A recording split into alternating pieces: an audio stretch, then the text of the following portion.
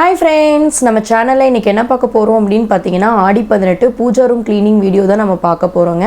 சாரிங்க இந்த video upload பண்ண டிலே ஆயிருச்சு. வாங்க வீடியோக்குள்ள போகலாம்.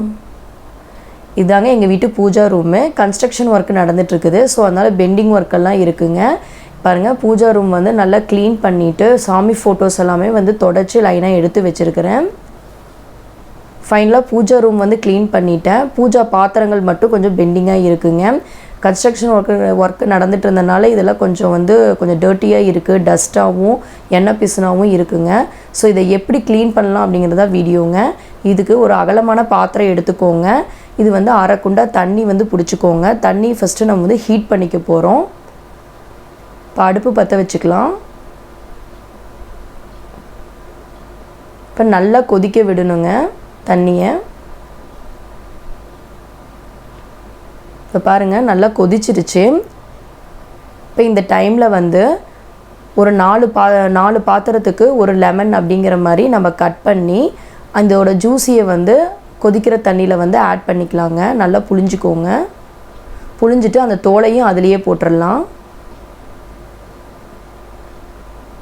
இப்போ அந்த பாத்திரத்தில் வந்து ஒவ்வொரு பாத்திரமாக வந்து ஆட் பண்ணிக்கலாம்.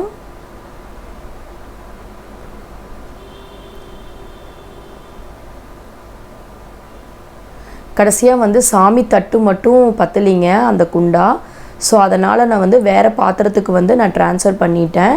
இந்த பாத்திரத்துக்கு பதில் இந்த பாத்திரத்தில் வந்து நல்லா மூழ்க விட்டு ஊற வச்சுட்டேங்க. ஒரு 1/4 மணி நேரம் ஊறிச்சுங்க. பாருங்கள் கையில் தேய்ச்சாவே பார்த்திங்கன்னா எண்ணெய் பிசுன்னு டஸ்ட் எல்லாம் வருதுங்க. சாமி பார்த்ததுக்காக நான் ஒரு புது ஸ்க்ரப்பும் சோப்பும் தனியாக எடுத்து வச்சுருக்கேங்க. இப்போ அதில் நல்லா தேய்ச்சோம்னா அழுக்கு படிஞ்சதெல்லாம் வந்துடுங்க.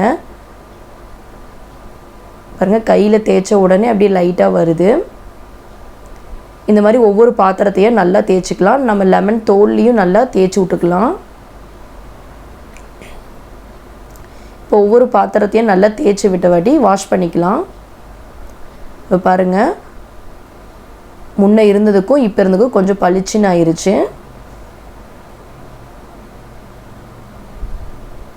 நெக்ஸ்ட்டு பாத்திரத்தையும் நல்லா தேய்ச்சி நம்ம வாஷ் பண்ணிக்கலாம்.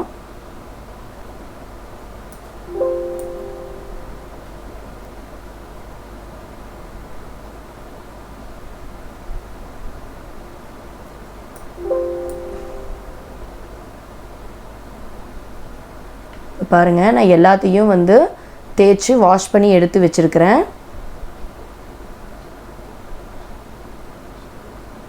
லைட்டாக நீங்கள் அழுத்தம் கொடுத்தீங்கன்னா போதும். இப்போ பாருங்கள் நல்லா பளிச்சுன்னு ஆயிடுச்சு.